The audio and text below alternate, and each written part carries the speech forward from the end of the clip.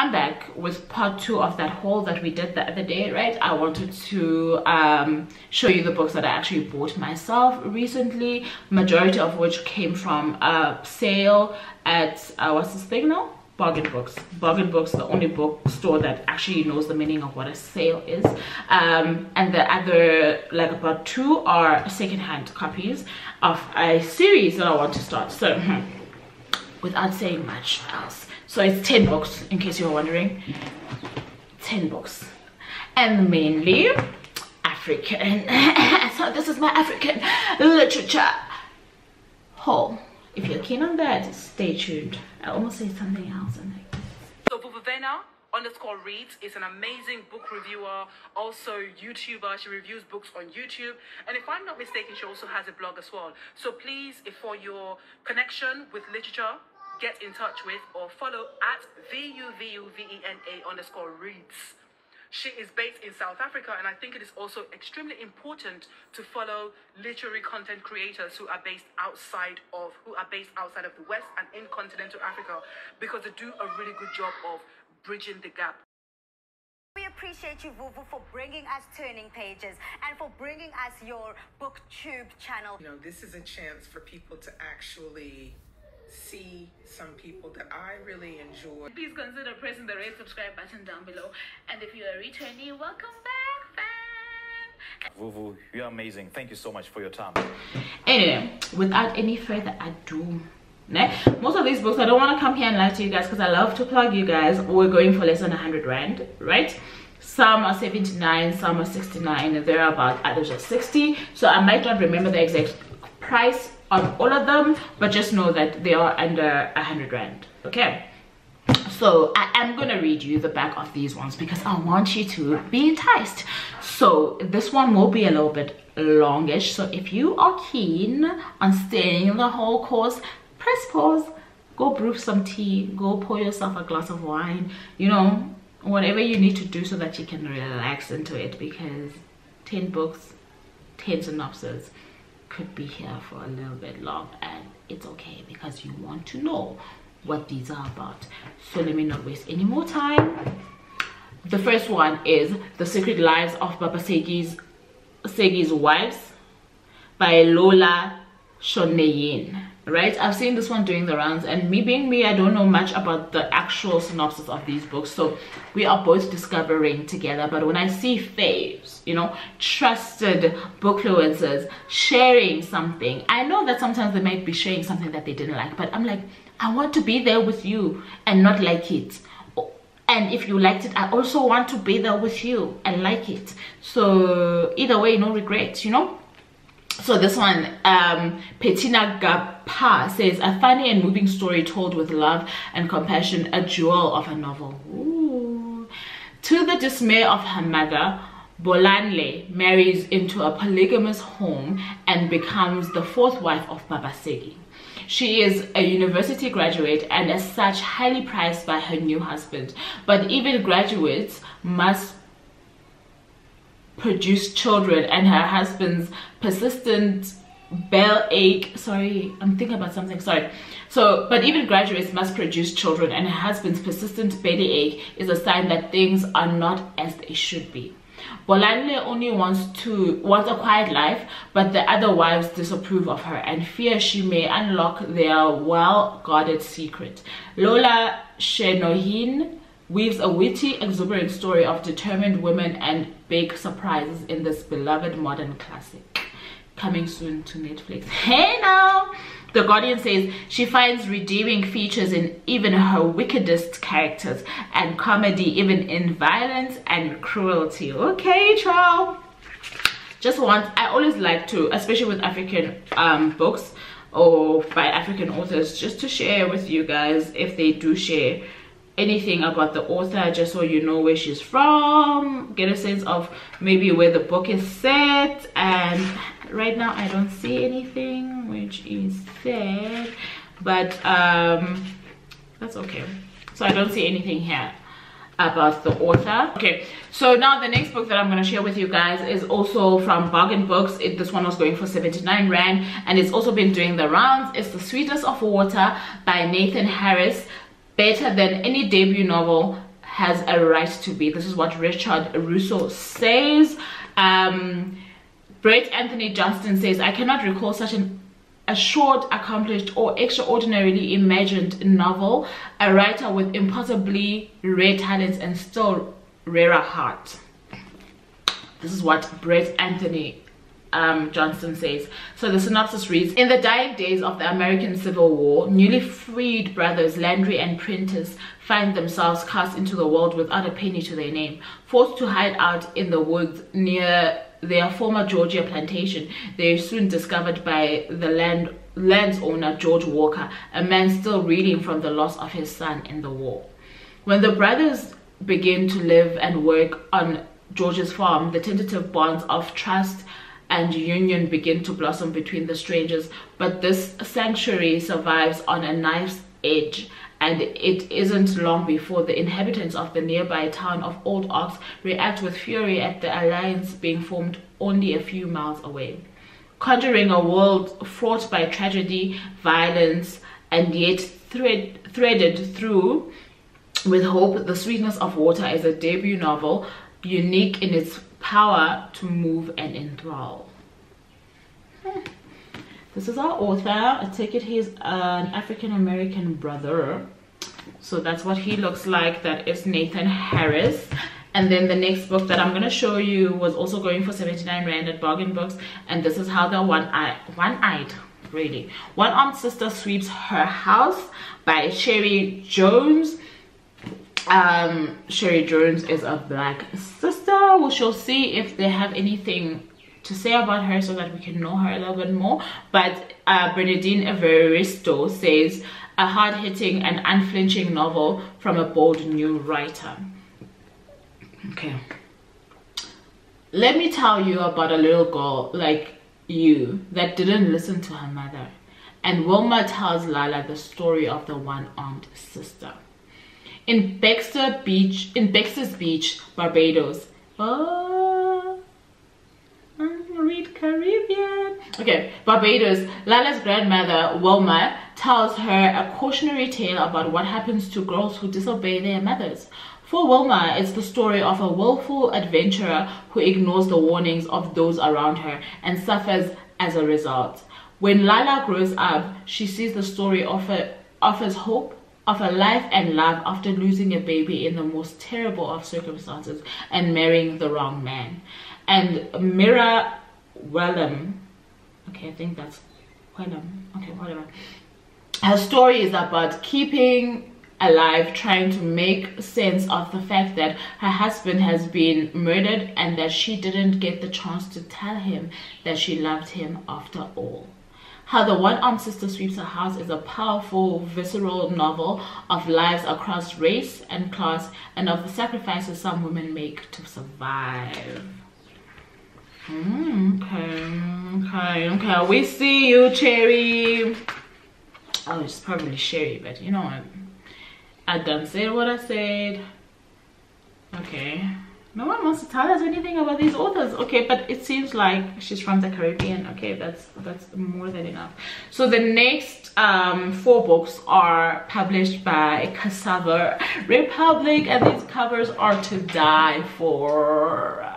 They will look so good on my shelf. Like, child, please. The first one I first heard about over on Sarah's Instagram, Sarah being Books and Rhymes, and I was like, I love the title. I love the length. Are we not curious? Of course we are.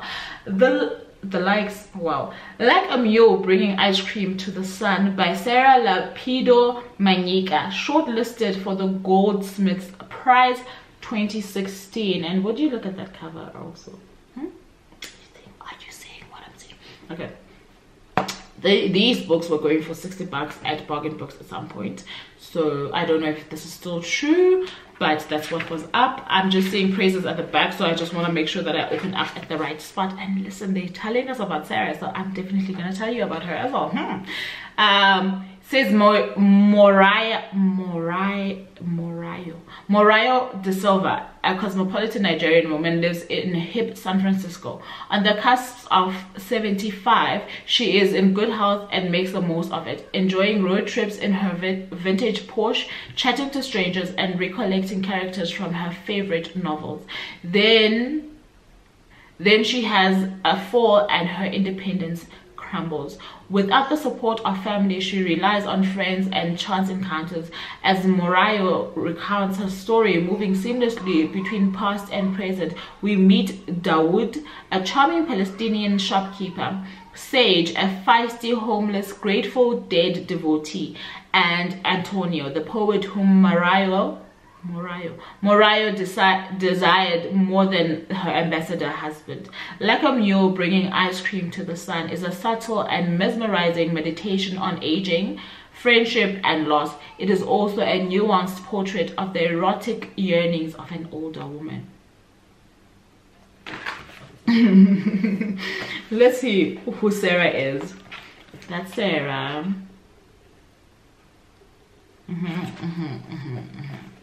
So it says Sarah Lapido Manika was raised in Nigeria and has lived in Kenya, France, and England. Please excuse my kids. She holds a PhD from the University of California, Berkeley, and teaches literature at San Francisco State University. Her first novel, Independence, was published by Legend Press in London, Cassava Republic Press in Abuja, and Weaver Press in Harare. Okay, Sarah sits on the boards of Hedgebrook and San Francisco's Museum of the African Diaspora and was the chair of judges for the Atisalat Prize of Literature in 2015. Sarah is host of Ozzy's video series Right. Sarah was shortlisted for the Goldsmiths Prize 2016 for her novel Like a Mule Bringing Ice Cream to the Sun. Okay, Sarah, we see you. And it's always so beautiful to see Black excellence. That bio was everything. And since her first book is Independence, child, we got that. Okay, so we might as well share that. So we've got Independence. Bernardine Evaristo says, a beautiful and ambitious novel. International bestseller, over 3 million copies sold. Ooh, Sarah. So Independence, and that cover also. If we get it right. I just wish that the spine was the same. It's not the same though. Cassava. But this is it. Still okay. So Ngungi Waitiyongo says, Independence is a riveting love story across the challenges of race, geography, and scars of colonial history. In the early 60s, Tayo Ajayi sails to England from Nigeria to take up a scholarship at Oxford University. There he discovers a whole generation high on visions of a new and better world. He meets Vanessa Richardson, the beautiful daughter of a former colonial officer.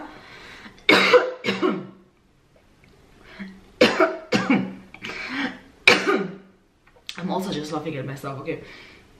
Their story, which spans 4 decades, is a bittersweet tale of brave but doomed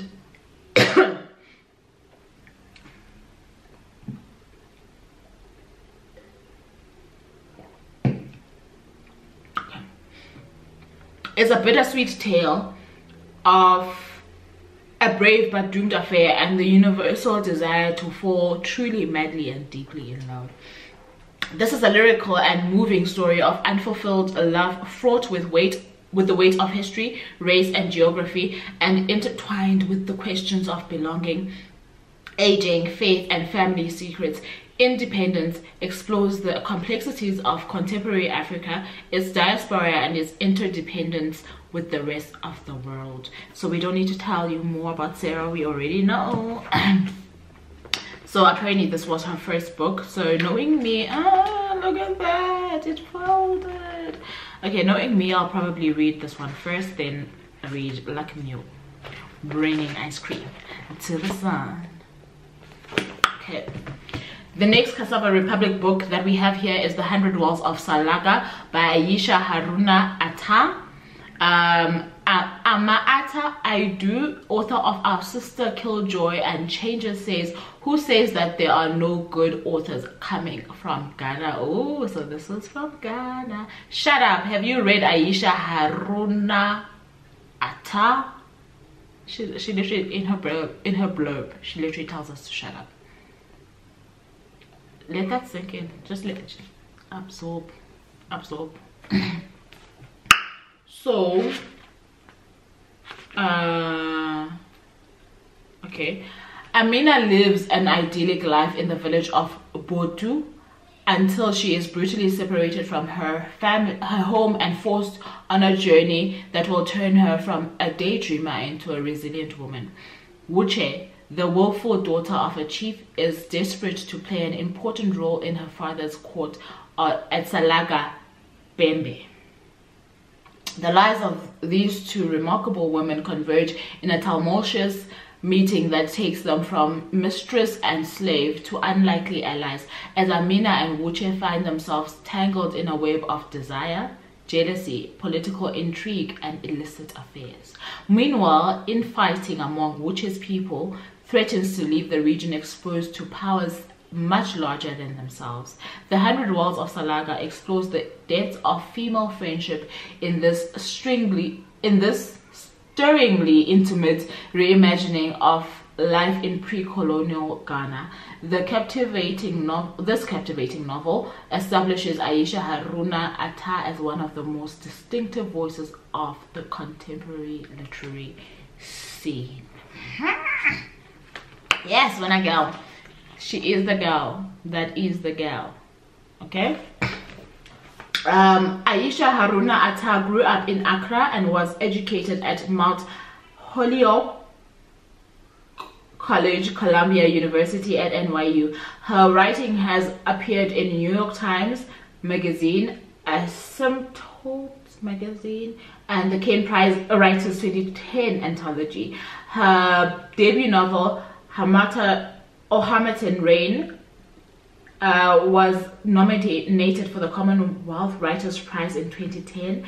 Her second novel, Saturday's Shadows, was published in English and Dutch in 2015. Aisha is a 2014 African Center Artists in Residency Award laureate and Instituto Sakata Fellow. She was awarded the 2016 Miles Moreland Foundation Scholarship for her non-fiction.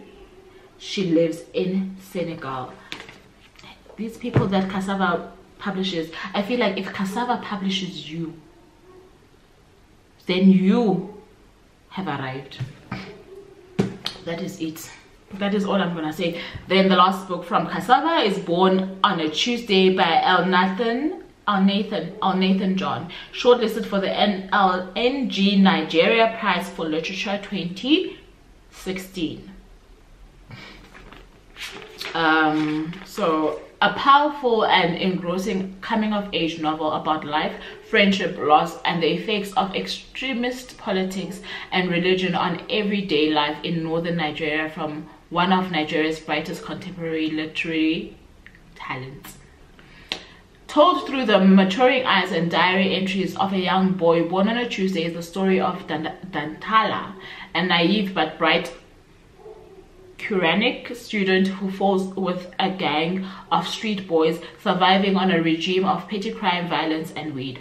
After setting fire to the local headquarters of the opposition party, Dantala is on the run, with images of his slain gang leader in his head. Still reeling from the trauma of events, he stumbles into a Salafa mosque in another town. Mentored by his new benefactor, Sheikh Jamal, Dantala learns to traverse the murky waters where religion, politics, and power converge. He forges an important friendship with another boy, Jabril, who grudgingly converts to Islam as they bond over loneliness and language classes, vices, and dark secrets. Whilst navigating the hurdles of adolescence, first love, and the splintering of family life, Dantala visits his village in search of his mother, only to discover it has been wrecked by floods and that tragedy has befallen his siblings. Returning to the mountain To the mounting tension of the city, Dantala becomes embroiled in the power struggle within the leadership of the mosque and is forced to choose between loyalty to his benefactor and adherence to the sheikh's charismatic advisor Malam Abdul Nur, a choice that tests Dantala to his very limits. In this raw, authentic, and deceptively simple novel, Al-Nathan John explores boyhood in the wake of extremism and fundamentalism. Born on a Tuesday delves behind the scenes of the media's portrayal of Boko Haram and tells of one boy's struggle to find a purpose. It is hectic. This is Al-Nathan. Ooh, this is Al-Nathan. There we go. This Bihi, and it says Al-Nathan John is a Nigerian novelist and writer and one of Nigeria's most well-known satirists. He has twice been shortlisted for the prestigious Kane Prize for African Writing in 2013 and in 2015. His writing has been published in Per Contra, Evergreen Review, and Chimurenga's The Chronic. He is a 2015 Civitella Ranieri Fellow and lives in Abuja, Nigeria. So that much is what I have for you when it comes to the African literature. I feel like the rest of the books that I'm going to show you don't need much explaining because they are pretty much in the mainstream. Everybody's been talking about them, or if they haven't, you've heard about it at least once. Okay, so I am still collecting books for, well, the series, right? Miss Peregrine's School for Particular. Oh, I thought one of them was crying. Miss Peregrine's School for Peculiar Children. This is now book number 4. Yeah, it's book number 5.